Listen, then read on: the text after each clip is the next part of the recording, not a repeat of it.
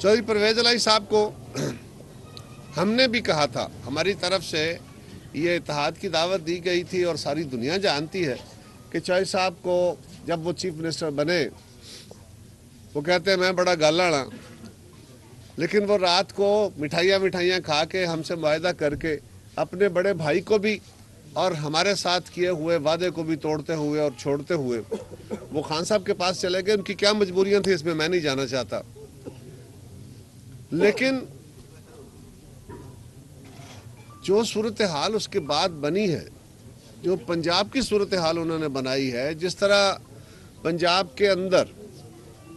पंजाब के वसाइल के साथ, पंजाब के एडमिनिस्ट्रेशन के साथ और खान साहब की तहरीक जो सो कॉल्ड तहरीक थी, वो डेमोक्रेटिक स्टेबलाइजेशन की नहीं बल्कि जमहूरियत को कमज़ोर करने की वो तहरीक जो इमरान खान हमेशा से उनकी जमात का खासा है, उसमें भी पंजाब हुकूमत को उन्होंने एक टूल बनाया, उसका एक इस्तारा बनाया, उसका एक हथियार बनाया। तो हम बार बार उनको कहते रहे, और अब जब कि बात बिल्कुल वाज़ेह हो गई थी और खान साहब असम्बलियाँ तोड़ने का एक मंत्रा लेके चले हुए थे और यू टर्न तो उन्होंने लेने, वो डेटें देते जा रहे थे। और जब से खान साहब का या PTI का ये मौक़िफ़ रहा कि हम असम्बलियाँ डिज़ोल्व कर देंगे, हमारी इत्तेहादी जमातों का और हुकूमत का ये बड़ा वाज़ेह ऐलान था कि हम इस जमहूरी तसलसल को रुकने नहीं देंगे।